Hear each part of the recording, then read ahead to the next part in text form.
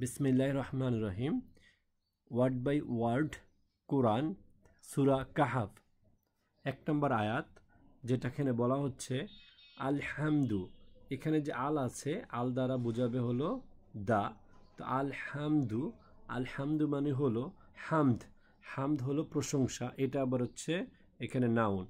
আর এই আল হচ্ছে ডিটারমিনার, যেটাকে আমরা নির্দিষ্ট অর্থে বুঝাবো। তো আলহামদু অর্থাৎ অল দ্য প্রেইজ।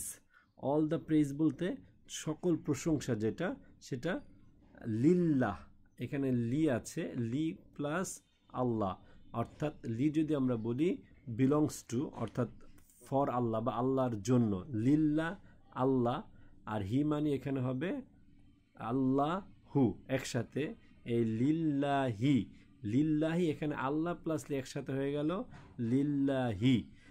আর হচ্ছে লি মানে লিটাকে আমরা ধরবো হলো এখানে প্রিপোজিশন আর কি। এই প্রিপোজিশন লিটা হচ্ছে ফর। এরপর বলতেছে কি আল্লাযী।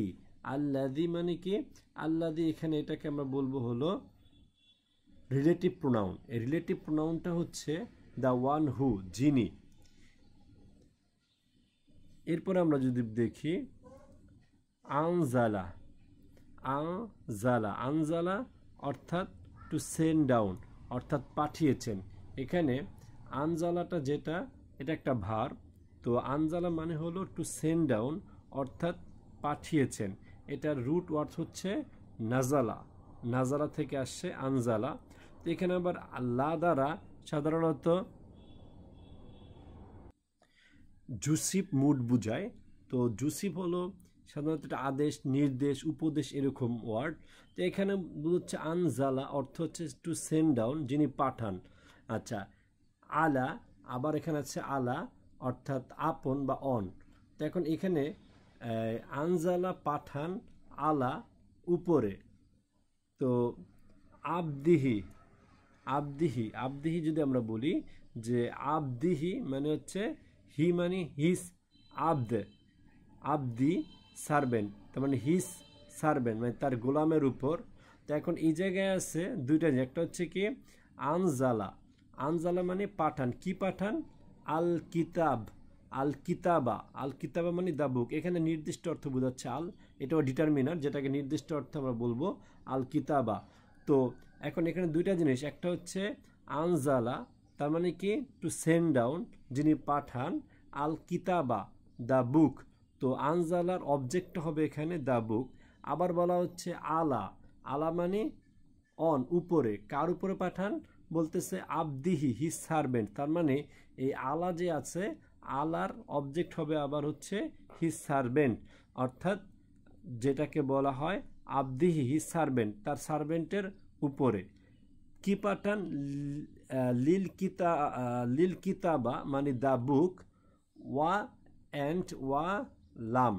এখানে আবার ওয়ালাম যেটা দেওয়া আছে, এই ওয়া হচ্ছে এখানে আমাদের কোঅর্ডিনেট কনজাংশন। কোঅর্ডিনেট মানে অর্থাৎ এখানে এটাকে অ্যান্ড অর্থে বোঝায়, এটাকে ইংলিশে বলা হয় কোঅর্ডিনেট কনজাংশন। কনজাংশন অর্থ এখানে আর কি একত্র করবে আর কি দুটো ওয়ার্ডকে, ওয়ালাম অ্যান্ড লাম নট, এটাকে নেগেটিভ পার্টিকেল বলা হয় ওয়ালাম।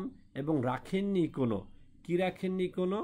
আচ্ছা, ইয়াজ আল, ইয়াজ আল আসছে হলো জিম আইন লাম থেকে, টু মেক।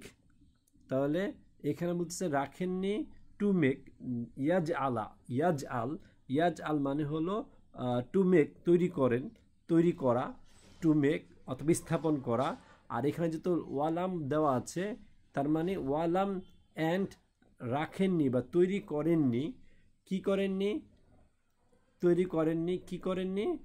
লাহু, ইট ফর। লা মানে একই প্রিপোজিশন, আর হু মানে হচ্ছে ইট। তাহলে এটার জন্য কোনো ইওয়াজা, ই ওয়া যা। তো এখন লাহু, এখানে লাটা আবার এখানে ফর প্রিপোজিশন। হু, হু মানে ইট, ইট মানে কোরআন। ইট দ্বারা বোঝাচ্ছে কোরআনের ভেতরে রাখেননি কোনো। এখানে ইটটাকে আমরা বলবো পার্সোনাল প্রোনাউন, যেটা এখানে কোরআন দ্বারা বোঝাচ্ছে। তো লাহু, এটার জন্য রাখেননি কোন ইওয়াজা। এই ইওয়াজা ওয়ার্ডটা আসছে আইন ওয়াও জিম থেকে। এটা একটা ভার্ব, সরি এখানে হচ্ছে ক্রুটনেস, এটা নাউন। তো ইওয়াজা আইন ওয়া জিম থেকে আসছে, ইওয়াজা মানে ক্রুডনেস অর্থাৎ ডেভিয়েশন, অর্থাৎ কোনো বক্রতা রাখেননি। ইওয়াজা হচ্ছে একটা নাউন, এটা আসছে আইন ওয়া জিম থেকে। তো এটার অর্থ হচ্ছে এখানে তিনি কোনো রাখেননি ক্রুডনেস, বক্রতা। এই এই আয়াত থেকে আমরা যে অর্থটা পাবো, অর্থাৎ এটা মোরালের যে লেসনটা, সেটা আমরা কী হবে, প্রথমে এক নম্বরটা বলতেছে all praise is only for Allah, অর্থাৎ সকল প্রশংসা এখানে বলা হচ্ছে আল্লাহ। He is the source of guidance and blessing, এবং তিনি হচ্ছেন সকল উৎস কিসের, গাইডেন্সের, অর্থাৎ গাইডেন্স মানে যিনি আমাদেরকে গাইড করবেন নির্দিষ্ট স্ট্রেট ওয়ে, অর্থাৎ সঠিক রাস্তায় নিয়ে যাবেন, এবং ব্লেসিং রহমত করবেন, রহমত দেবেন। Quran is perfect and straight, তার মানে কোরআন হচ্ছে একদম সম্পূর্ণ পারফেক্ট, এটার কোনো ভুল নাই, এবং সেটা হচ্ছে স্ট্রেট, অর্থাৎ সরাসরি এটা আমাদেরকে নিয়ে যাবে গাইডেন্সের দিকে। ইট হ্যাজ নো কন্ট্রাডিকশন, এবং এটার ভিতরে কোনো ভুল ভ্রান্তি অথবা কোনো ছলচাতুরি অথবা কোনো ভুল ভ্রান্তি এখানে নাই, এরর নাই, এবং ডেভিয়েশনও নাই, এবং এমনটা না আমাদেরকে উল্টাপাল্টা বা অন্যরকম কোনো যুক্তি ছাড়া কোনো কথা বলবে। তারপরে আসতেছে এখানে the Quran is for ম্যানকাইন্ডস guidance, এবং আরেকটা অর্থ নিয়ে আসতে পারি আমরা যে কোরআন হচ্ছে মানুষের জন্য একটা হেদায়েত। Allah sent it through his chosen servant, আল্লাহ সবার কাছে এটা পাঠায়নি, একমাত্র নবী মুহাম্মদ সাল্লাল্লাহু আলাইহি ওয়াসাল্লাম যার কাছে এটা পাঠিয়েছেন তাকে তিনি কি করেছেন, পছন্দ করেছেন। এরপরে আছে হিউমিলিটি অফ দ্য প্রফেট। আচ্ছা, এখানে আবার নবীর হিউমিলিটি, নবীর প্রতি হিউমিলিটি বা নম্রতা, অথবা আমরা বলতে পারি অহংকারহীনতা, যেটা বা বিনয় দেখানো হচ্ছে। হি ইজ কল্ড আব্দ, অর্থাৎ এখানে আমাদের নবীকে বলা হচ্ছে আব্দ মানে সার্ভেন্ট, অর্থাৎ তিনি হচ্ছেন গোলাম। আমাদেরকে এখানে বোঝানো হচ্ছে teaching us that true honour is in being a servant of Allah, অর্থাৎ আল্লাহর প্রতি যদি আমরা আল্লাহর গোলাম হই তাহলে আমাদের সম্মানটা এরকম না যে আমরা আল্লাহকে অস্বীকার করব, আল্লাহর গোলাম আমি না, এটাতে কোনো সম্মান নাই, বরঞ্চ আমি যে আল্লাহর গোলাম এইটা এখান থেকে শিক্ষা পাই, যেখানে আল্লাহ বলতেছে এইখানে এই আয়াতটার ভিতরে আব্দ, অর্থাৎ এই নবীকে এখানে গোলাম হিসেবে আল্লাহ বুঝাচ্ছে, এবং এই গোলাম হওয়াটার ভেতরেই আছে সম্মান, আছে মর্যাদা।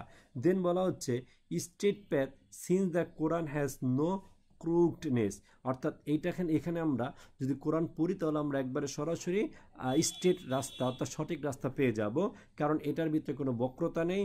Following it keeps our life straight and righteous, এবং এটাকে অনুসরণ করলে আমরা সঠিক এবং রাইটাস অর্থাৎ পুণ্যবানদের রাস্তার দিকে যেতে পারবো।